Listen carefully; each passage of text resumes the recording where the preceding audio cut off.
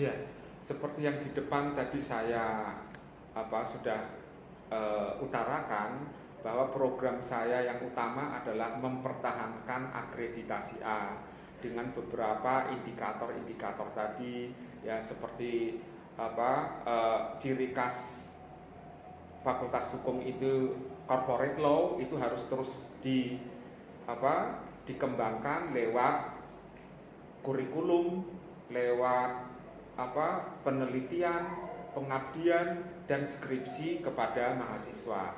Kemudian juga indikator yang harus dikembangkan lagi adalah jumlah mahasiswa, terus lulusan, terus alumni. Nah, yang alumni ini harus dikembangkan bagaimana mereka dipakai oleh para pengguna atau stakeholder.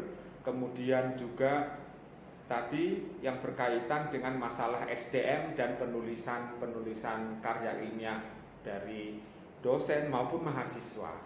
Baik Pak, luar biasa sekali ya teman-teman. Jadi pertanyaannya itu mempunyai kesinambungan antara jawaban sebelumnya. Itu tetap berkaitan dengan jumlah mahasiswa, dosen, kepenulisan, pendidikan, alumni juga bahkan ya Pak. Dan juga kurikulum nih teman-teman. Jadi sekiranya apa yang sudah direncanakan oleh Bapak Dekan kita, Pak Amri ini sudah sangat matang dan tentunya tidak perlu diragukan lagi ya Pak untuk indikator keberhasilannya. Iya, alhamdulillah puji Tuhan ya Pak. Nah berkaitan dengan itu Pak, kan seperti apa yang Bapak bilang tadi bahwa dosen-dosen juga mempengaruhi keberhasilan dari akreditasi A ini ya Pak. Nah kalau boleh kami tahu nih Pak, sekiranya di Fakultas Hukum ini sendiri untuk guru besarnya sudah ada berapa orang atau mungkin bisa Bapak spill sedikit nih Pak, guru besar dari Fakultas Hukum USM? Nah, sejak kita kehilangan guru besar kita Prof. Muladi, Prof. Abdullah Kelib, kemudian juga Prof. Nyoman, itu kita kehilangan guru besar. Nah, sekarang ini yang selayaknya untuk 2 tahun ke depan semoga bisa menjadi guru besar, yaitu saya sendiri. Itu sedang menuju ke arah sana, dan teman-teman lain yang sekiranya jabatan fungsionalnya sudah bisa mencapai ke guru besar, ada beberapa orang yang kita siapkan untuk mengisi kekosongan ini. Begitu Mbak. Baik. Jadi teman-teman di sini yang nantinya akan melanjut sebagai guru besar ada Bapak Amri sendiri. Semoga amin. Kami doakan pasti Pak. Mohon doanya ya teman-teman mahasiswa semua. Selanjutnya mungkin nih Pak, ini udah berkaitan dengan mahasiswa nih Pak, terlebih khusus mahasiswa Fakultas Hukum. Nah berkaitan dengan ini Pak, kira-kira kalau kami mengajukan proposal kegiatan yang baru yang tentunya berkelanjutan, apakah sekiranya dari Bapak sendiri dari Fakultas Hukum akan memfasilitasi kegiatan tersebut dan juga baik dari segi tempat, dana dan juga waktunya Pak, mungkin seperti itu. Ya, sebelum saya menjadi dekan pun saya itu sudah menjadi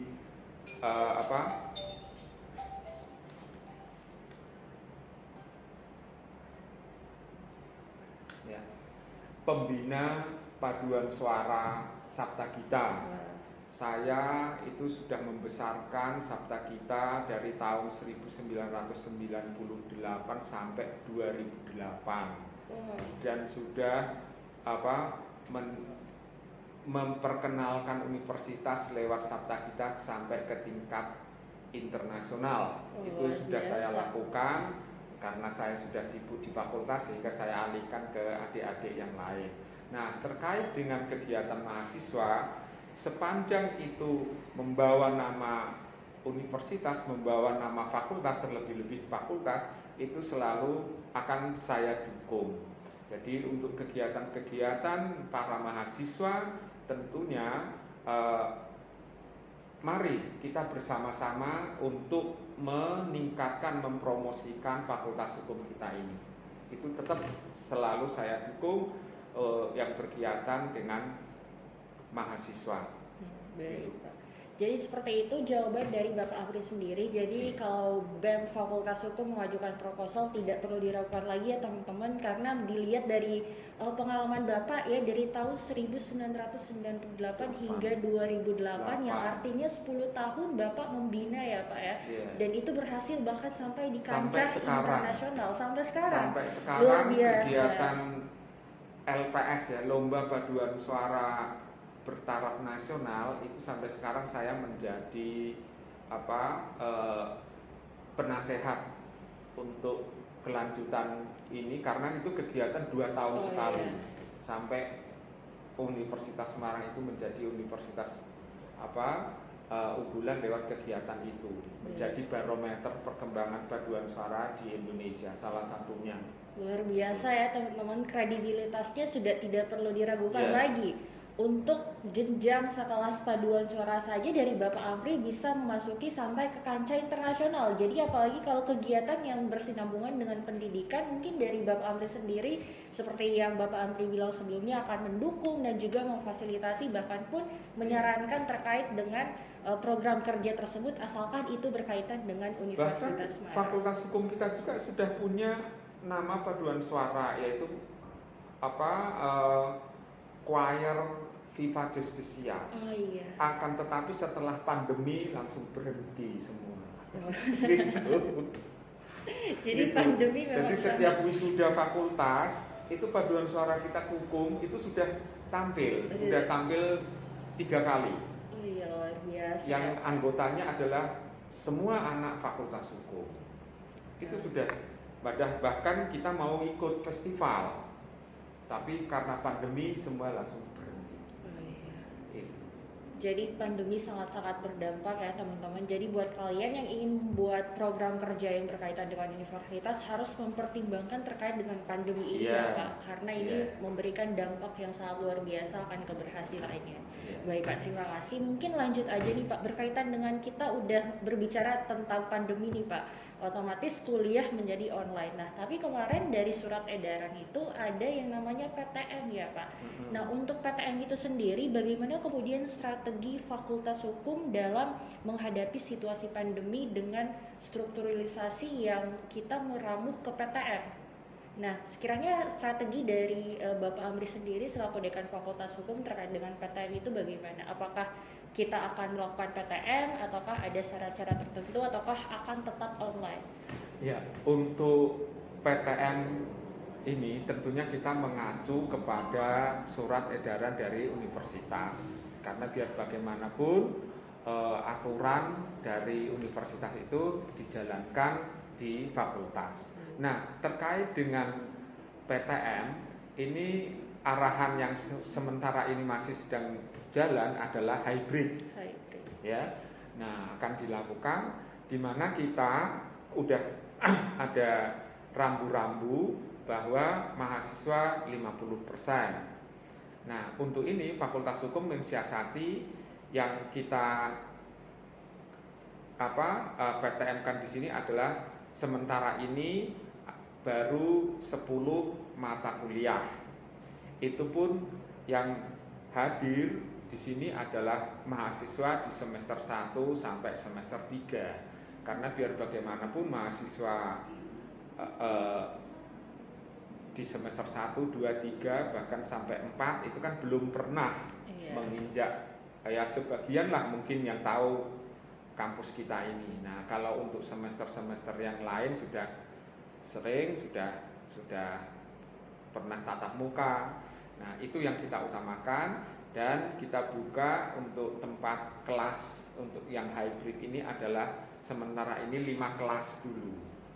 Nah, nanti kita melihat situasi berikutnya apakah menambah kelas ya untuk PTM, tetapi tetap dengan menjaga prokes yang cukup ketat, yaitu 5M itu. Baik ya. Baik ya teman-teman, jadi di Universitas Semarang ini, terlebih khusus Fakultas Hukum, kita melaksanakan PTM, tapi ternyata tetap memperhatikan keberlangsungannya nih, apakah kedepannya akan baik-baik saja ataukah tidak. Jadi tetap kita menggunakan juga prokes itu sendiri, yaitu 5M yang tadi ya Pak ya. Yeah. Jadi tetap masih ada di dalam lingkup yang berbau dengan kesehatan dan juga menghindari adanya pandemi gitu Pak di area Universitas Semarang. Terus kerumunan. Iya. Terus karena kita kan juga melakukan pembatasan ya. Makanya itu tadi misalnya jumlah mahasiswa ada yang ikut 60 yang ngambil satu mata kuliah, yang bisa hadir di sini adalah maksimal 30. Yang lainnya bisa lewat online. Begitu. Baik ya, jadi ternyata di Fakultas Hukum ini sendiri juga adil ya Pak ya. Jadi mereka yang belum pernah merasakan offline diberi kesempatan untuk merasakan offline, dan yang sudah merasakan offline ya monggo jalankan online dulu karena pandemi. Jadi masa tidak pernah ketemu sama Pak Amri sih? Iya benar sekali ya. Jadi harus ketemu sama Pak Amri. Luar biasa. Nah itu kan berkaitan dengan PTM dalam sudut pandang mahasiswa ya Pak, bagaimana kemudian pelaksanaannya. Nah sekiranya sekarang dari sudut pandang dosen pengajar ataupun SDM dari Fakultas Hukum ini sendiri, apakah diberlangsungkannya PTM ini itu menyulitkan program kerja ataupun kredibilitas pekerjaan yang diampuh oleh para dosen maupun SDM di Fakultas Hukum ini sendiri Pak? Nah ini menjadi hal yang menarik ya. Ternyata ada yang pro kontra, ada yang saya lebih suka dengan online, bisa di rumah, tidak kemana-mana. Nah, tetapi ada juga teman-teman itu yang mengatakan lebih baik PTM karena dari segi penyampaian materi itu bisa langsung kita menyampaikan dengan bebas ya, dan kita juga mengetahui mahasiswa ini aktif atau tidak. Dan selama ini kan mereka merasakan mahasiswa kurang mengerti, kurang memahami, ada yang join itu tidak kelihatan gambarnya, videonya, ada yang sambil tiduran atau gimana ya, banyak sekali ya permasalahan yang dialami. Tapi ada juga yang lebih suka dengan online. Nah ini menjadi hal yang bisa dikatakan ya pro kontra ya antara teman-teman sekalian. Nah dengan ini ya kita memberi kebebasan kepada mereka. Yang penting adalah mahasiswa itu bisa terlayani dengan baik, yang tentunya kualitasnya pun jangan asal memberi materi, memberi nilai. Karena kita lihat kuliah online pun mahasiswa sekarang ini tidak hanya mahasiswanya yang mendengar, tetapi orang tua dari mahasiswa pun mendengar. Jadi kalau kita memberi perkuliahan hanya asal-asalan ya, tentunya para orang tua itu kan menilai, lu kok seperti ini kok dosennya memberi materi. Nah itu pun sesuatu yang kita temukan di pandemi ini, begitu Mbak. Baik, jadi ternyata tetap ada pro kontra ya Pak antara mereka yang lebih memilih online maupun offline. Tapi ternyata nih Pak, berdasarkan data yang ada nih Pak, selama keberlangsungan pelajaran atau pembelajaran secara online ini ternyata banyak banget mahasiswa dari Fakultas Hukum yang mendapatkan nilai yang bagus Pak. Bahkan banyak sekali mereka yang mendapatkan IPK 4 Pak, termasuk saya sendiri sih Pak. Nah sekiranya dari hal-hal tersebut Pak, apakah dari Fakultas Hukum sendiri itu mempunyai strategi khusus sehingga banyak sekali mahasiswa yang memang mendapatkan IPK 4 itu Pak sendiri?